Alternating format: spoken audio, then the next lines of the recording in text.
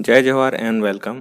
आज हम चर्चा करेंगे मंडी बोर्ड उप निरीक्षक जिसका एग्ज़ाम 26 अप्रैल 2026 को होने जा रहा है। ठीक है, इसमें हम चर्चा करेंगे कि मंडी बोर्ड उप निरीक्षक के लिए हम योग्यता क्या हो सकता है, ठीक है, सिलेबस क्या होना चाहिए और हमें तैयारी किस प्रकार से करनी है। ठीक है, तो लास्ट टाइम मंडी निरीक्षक का एग्ज़ाम हुआ था 2021 में, व्यापम के थ्रू ही हुआ था। तो इसके लिए हम योग्यता देखते हैं। तो देखो, मंडी उप निरीक्षक का जो अभी एग्जाम होना है 26 अप्रैल 2026 को, तो देखिए इस योग्यता है स्नातक। स्नातक मतलब हो गया कि आप किसी भी स्ट्रीम से आपने अगर ग्रेजुएशन किया हुआ है तो आप इस पोस्ट के लिए एलिजिबल हैं। ठीक है, और इसका वेतन मैट्रिक्स क्या है, ये है 25,300 से लेके 80,500, मतलब अच्छा पोस्ट है ये। ठीक है, अब इसके लिए हम तो आगे देख लेते हैं कि मंडी उप निरीक्षक का सिलेबस क्या होता है। ठीक है, तो इसका सिलेबस है मंडी उप निरीक्षक का कि इसमें हिंदी के 10 मार्क्स के क्वेश्चन आएंगे, अंग्रेजी के आपके आएंगे 10 मार्क्स के क्वेश्चन आएंगे, गणित के आपके आएंगे 30 अंकों के। ठीक है, और आपके आएंगे मानसिक योग्यता मतलब रीजनिंग के आएंगे 15 नंबर के। उसके बाद आप आगे देखेंगे तो आपको दिखेगा इंडियन जीएस के क्वेश्चन आएंगे 35 नंबर के, और आपके करंट अफेयर के क्वेश्चंस आ रहे हैं 15 नंबर के। इसके अलावा और कुछ है, इसके अलावा आपके है छत्तीसगढ़ के सामान्य जानकारी 15 नंबर के, और कंप्यूटर का सामान्य ज्ञान 20 अंकों के। ठीक है, तो टोटल ये होता है 150 मार्क्स। लेकिन अभी व्यापम क्या है, व्यापम का पैटर्न चेंज हो चुका है। अब वह 100 क्वेश्चंस 2 घंटे में सॉल्व करने के लिए देता है, और जिसके नंबर होते हैं 100 मार्क्स। ठीक है, तो अब हम इसको एक बार समराइज कर लेते हैं कि सिलेबस किस प्रकार से है। आपको ये जो सिलेबस है मेरे टेलीग्राम चैनल CGPSC विद्या मित्र में आपको मिल जाएंगे। ठीक है, मैं इसको अपलोड कर लूंगा। तो एक बार समराइज कर लेते हैं सिलेबस किस प्रकार से है। ठीक है, तो सिलेबस में अब है हिंदी है 10 मार्क्स के, इंग्लिश आपके 10 मार्क्स के आएंगे, मैथ्स आएंगे 30 मार्क्स के। ठीक है, रीजनिंग 15 मार्क्स के आते थे, इंडियन जीएस 35 अंक के आते थे, करंट अफेयर आपके 15 अंक के आते थे, छत्तीसगढ़ जीएस के 15 अंक का वेटेज था, और आपका कंप्यूटर आता था 20, टोटल आता था 150। अभी मैंने बताया कि अब ये 150 के नाम नहीं होंगे, अब ये होंगे 100 मार्क्स।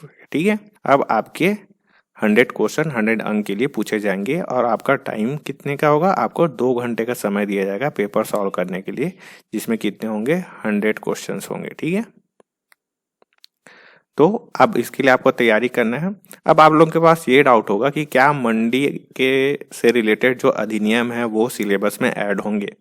ठीक है, तो देखो अभी आप उसका चिंता मत करो। ठीक है, अभी हम स्ट्रेटेजी डिस्कस करेंगे, उसमें हम देखेंगे कि फरवरी तक आप क्या करेंगे, इन कॉमन सिलेबस तक को अच्छे से कंप्लीट करेंगे जो आगे आपको होने वाले एग्जाम में काम आएंगे। अगर अधिनियम ऐड होता है तो आपके पास फरवरी से लेके अप्रैल तक का जो टाइम बचेगा उसमें आप क्या करेंगे, अधिनियम को अच्छे से पढ़ सकते हैं। आपको 8 से 10 दिन में जितने भी अधिनियम है वो कंप्लीट अच्छे से कर सकते हैं। ठीक है, तो अभी आप अधिनियम से रिलेटेड जो आपके मन में डाउट आ रहा होगा कि क्या अधिनियम ऐड होंगे या नहीं होंगे, उसको आप अभी थोड़ा देर के लिए फरवरी तक के लिए आराम दीजिए।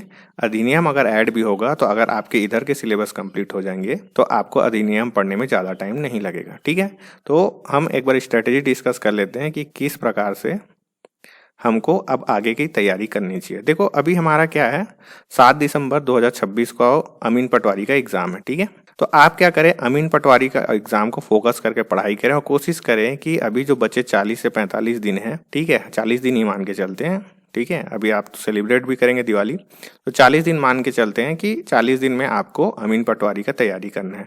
अगर कुछ बच जाता है आपसे सिलेबस कंप्लीट होने में, ठीक है, तो आप क्या करेंगे, CGPSC प्री को फोकस करके पढ़ेंगे, और फरवरी तक में आपको CGPSC प्री के लिए अच्छे से तैयारी करना है, जिसमें CSET भी होंगे और आपके GS सेक्शन वाले पेपर 1 भी होंगे। इससे क्या होगा कि आपका जो कॉमन सिलेबस है तीनों एग्जाम में वो क्या हो जाएंगे, कंप्लीट अच्छे से तैयार हो जाएंगे।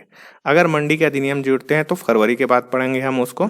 तो ये भी लगभग देखो अमीन पटवारी से प्री तक का जो है लगभग 40 दिन के आसपास मान के चलते हैं। ठीक है, कुछ दिन तो ऊपर नीचे हो जाते हैं हमसे, तो 40 दिन के आसपास आप पढ़ पाएंगे, तो हम इसको 40 दिन का भी स्ट्रेटेजी मान के चलते हैं। तो लगभग 80 दिन में आपको सिलेबस बहुत अच्छे से तैयार करना है, इतना अच्छे से तैयार करना है कि बाकी जो बच्चे 1.5 से 2 महीने में बचेंगे यहाँ पे, तो उसमें क्या करेंगे हम, 2 महीना लगभग बच जाएंगे यहाँ पे।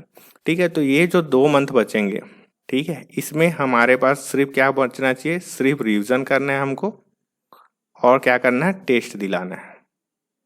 ठीक है, सिर्फ इतना ही बचा होना चाहिए आपके पास, आपको इस प्रकार से तैयारी करना है। ठीक है, अगर आप जीरो से चालू कर रहे हैं, आपने कभी इंडियन जीएस नहीं पढ़ा, कभी छत्तीसगढ़ जीएस नहीं पढ़ा है, आपके मैथ्स रीजनिंग भी वीक है, तो आप कोशिश करेंगे कि ये जो 6 महीना अगर आप आज जीरो से भी चालू करते हैं तो भी आप 26 अप्रैल तक आप ये सभी सिलेबस को कंप्लीट कर सकते हैं।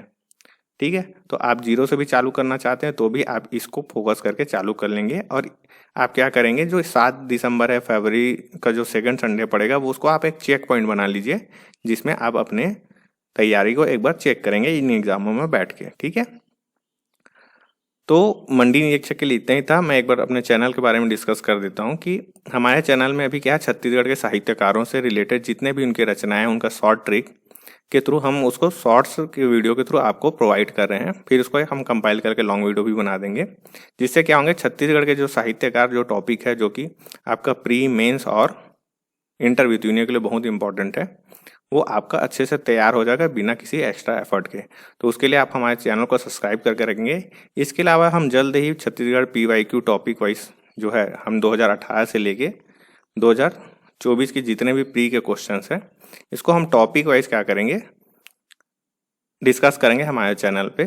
तो आप क्या करेंगे, हमारे चैनल के साथ बने रहेंगे, उसको सब्सक्राइब करेंगे और आपके साथ जो भी तैयारी कर रहे हैं उनके पास हमारे चैनल को शेयर करेंगे। ठीक है, थैंक यू वेरी मच। आज के लिए इतना ही।